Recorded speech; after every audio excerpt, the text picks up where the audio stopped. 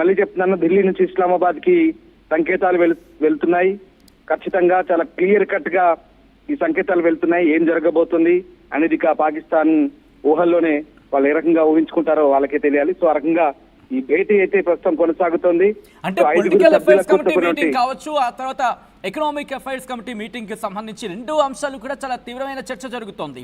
ఈ రెండు ఈ రోజే జరిగే అవకాశం ఉందా? ఒకవేళ బ్యాక్ టు బ్యాక్ డెవలప్మెంట్స్ అంటే బ్యాక్ టు బ్యాక్ భేటీలు అంటే కనుక కీలకమైన డెవలప్మెంట్ కి సంబంధించి జరిగే అవకాశం ఉందని భావించాలా ఇక్కడ?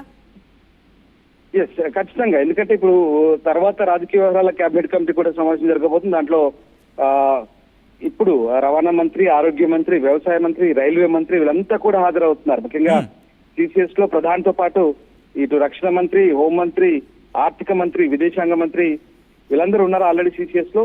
ఇప్పుడు రాజకీయ వ్యవహారాల కమిటీలో ముఖ్యమైన కీలక మంత్రిత్వ శాఖకు సంబంధించిన మంత్రులంతా కూడా హాజరు కాబోతున్నారు. అంటే మనకు ఎక్కడ ఎటువైపు నుంచి ఏ రకంగా వ్యూహాత్మక అడుగులు వేయాలి, ఎక్కడ మనకు ఇబ్బందులు ఉంటాయి, వాటిని ఎట్లా అధిగమించాలి, మనం తీసుకోబోయేటువంటి స్టెప్స్ ఏంటి, ఏ రకంగా ఇప్పటికే దౌత్య యుద్ధం జరుగుతోంది, వాణిజ్య యుద్ధం జరుగుతోంది, ఇప్పటికే కుదేలవుతుంది. అన్ని రకాలుగా పాకిస్తాన్ పై అన్ని రకాలుగా ఒత్తిడి పెరుగుతోంది. అంతర్జాతీయంగా ఏం చేయాలో మల్లగుల్లాలు పడుతున్నారు.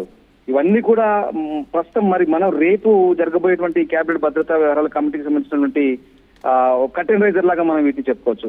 సో అత్యంత కీలకమైనవి. రేపు అయితే ఖచ్చితంగా పవర్ పాయింట్ ప్రజెంటేషన్లతో సహా కంప్లీట్ గా ఒక మ్యాప్, ఒక పిక్చర్ పూర్తిగా ఉండబోతుంది. ఆ సమావేశంలో కంప్లీట్ బ్రీఫింగ్స్ ఉంటాయి. ఇక వాట్ నెక్స్ట్ అనేది రేపు డిసిషన్ ఉండబోతుంది.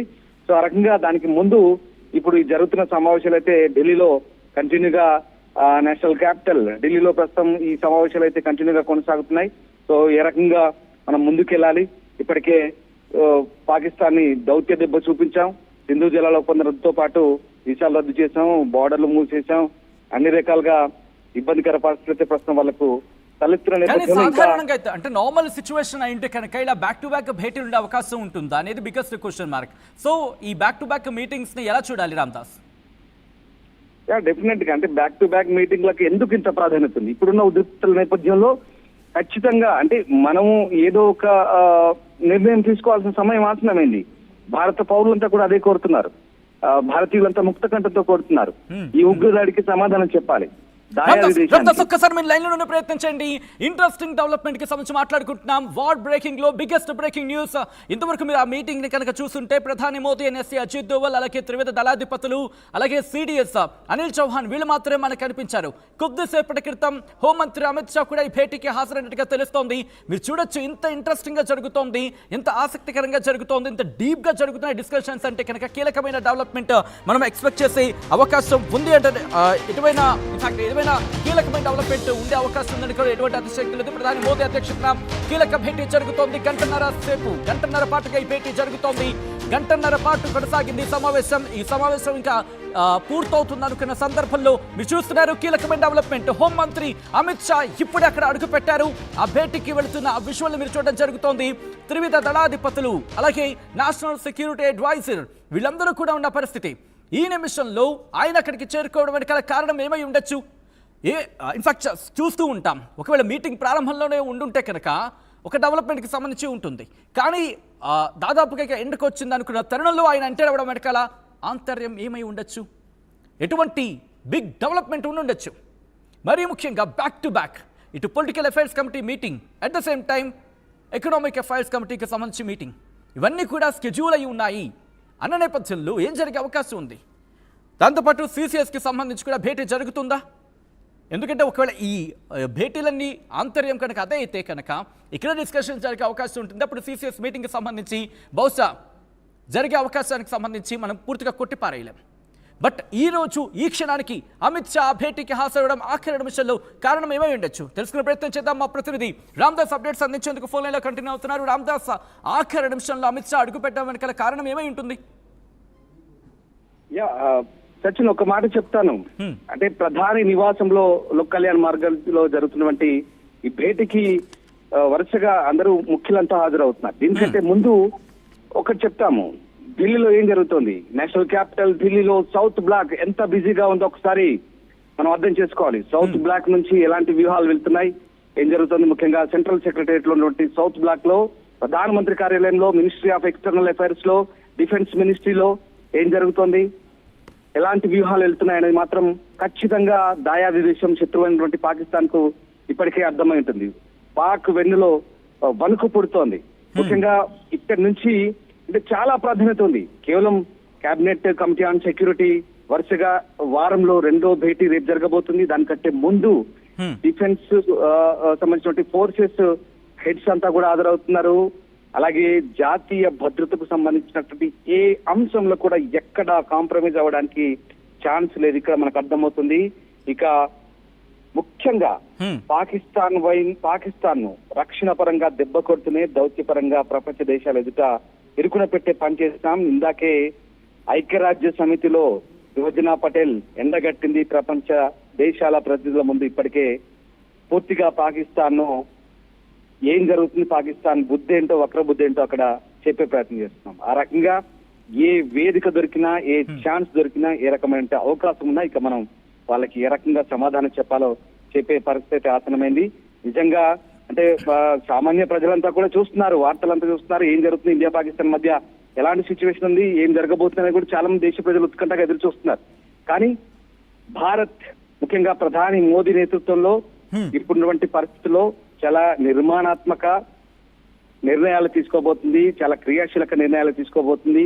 కన్స్ట్రక్టివ్ గా భారత్ వైపు మళ్ళీ కన్నెత్తి చూడకుండా ఉగ్రవాద సంస్థలు, ఉగ్రవాద శిబిరాలు, ఉగ్రవాదాన్ని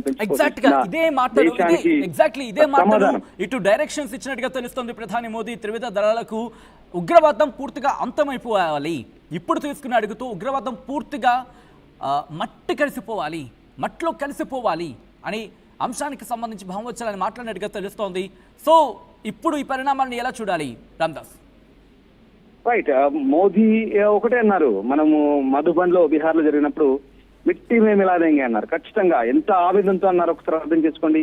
26 మంది అమాయక టూరిస్టులను కాల్చి చంపారు. అందులో ఒక నేపాలీ నేషనల్ కూడా ఉన్నారు. 25 మంది భారతీయులు ఉన్నారు.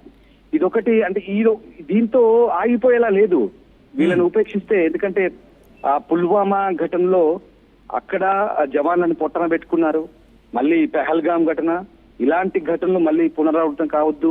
దేశంలో ఈ అశాంతి అల్లకల్లోలం ఇక ముందు రావద్దు అంటే ఖచ్చితమైన నిర్ణయం, ఏదో ఒక నిర్ణయం తీసుకోవాల్సిందే. ఇప్పుడు దేశ ప్రజలంతా కూడా అదే కోరుకుంటున్నారు. ఇలా మనం ఉపేక్షించుకుంటూ పోతే, ఇలా మనం వేరే ఒత్తిళ్లకు భయపడుకుంటూ పోతే, లేదా ఇంకేదైనా రాజకీయపరమైన కారణాలతో మనం అక్కడే వెనకడుగు వేస్తే కనుక తీవ్రవాదం, ముఖ్యంగా సీమాంతర ఉగ్రవాదం భారతదేశంలో అశాంతి అల్లకల్లోలం భారత్ ను నిద్ర పట్టకుండా, కంటి మీద కొనుక్కు లేకుండా చేస్తుంది.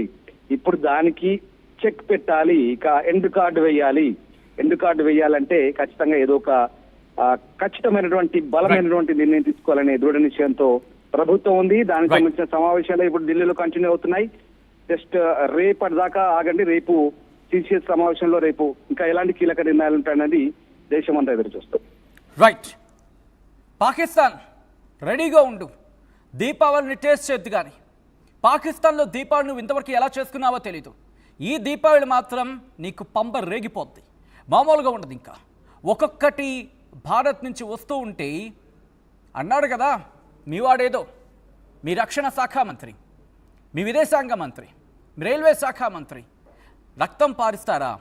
ఇంతవరకు ఏ భారతీయుడు కావచ్చు, లేకపోతే భారతీయుల ఇన్ఫ్యాక్ట్ భారతీయుల వరకు ఎందుకు, భారత మంత్రులు ఒక్కడైనా మీ ప్రధానిని నోరెత్తి ఏమని అన్నారా? ఒక్క మంత్రి. మీరేమంటున్నారు? మా ప్రధాని గురించి మాట్లాడతారా? మా రక్తాన్ని ఏరులై పారిస్తారా? గుర్తుపెట్టుకోండి, మీ మాటల్లో ఆ గాంభీర్యం తగ్గింది, వణుకు మొదలైంది. వణుకులోంచి వస్తున్న మాటలవి, వణుకులోంచి వచ్చే మాటల్లో ఇలాగే ఉంటాయి. కానీ గాంభీర్యం మా వంతు, ఆ గంభీరత మా వంతు. మావి మాటల్లో కాదు, చేతల్లో చూద్దురు. కానీ ఈసారి పేలే ఒక్కొక్క పటాకా, ఒక్కొక్క లక్ష్మీ బాంబు, ఒక్కొక్క చుంచుబుడ్డి, ఒక్కొక్క తారాజువ్వ శబ్దాలు మీకు వినిపిస్తాయి. ఎవడో ఒక క్రికెటర్ అంటాడు, ఇండియన్ ఆర్మీ ఏమైపోయిందని చెప్పి, కంగారు పడకు, మీ ఇంటికి వస్తుంది. మా ఇండియన్ ఆర్మీ రావాల్సిన అవసరం లేదు. మేము పేర్చే ఒక తూట నీ ఇంటి ముందుకు వస్తుంది, నీకు కనిపిస్తుంది. అప్పుడు నీకు అర్థమవుతుంది మా ఇండియన్ ఆర్మీ ఎక్కడుందో. నీ పేరు కూడా నాకు ఎత్తన ఇష్టం లేదు. ఎందుకంటే ఏదో మీడియా ముందుకు వచ్చి మాట్లాడడం కాదు. భారతదేశంలో ఆడావు, భారతదేశ సత్తా ఏంటో చూసావు, భారతదేశం తిండి తిన్నావు. ఇప్పుడు పిచ్చి పిచ్చి ప్రలాపనలు చేస్తున్నాం, అది కూడా మా ఇండియన్ ఆర్మీకి సంబంధించి. ఎక్కడికి వెళ్ళిపోయిందాం? కంగారు పడి కొద్ది రోజులు మీ ఇంటికి వస్తుంది, సమాధానం చెప్తూ కనపడు. సో ఇప్పుడు కీలకమైన డెవలప్మెంట్ చోటు చేసుకుంది. ప్రధాని మోదీ అధ్యక్షతన వరుస భేటీలు జరుగుతున్నాయి. కీలకమైన డెవలప్మెంట్ పడే అవకాశం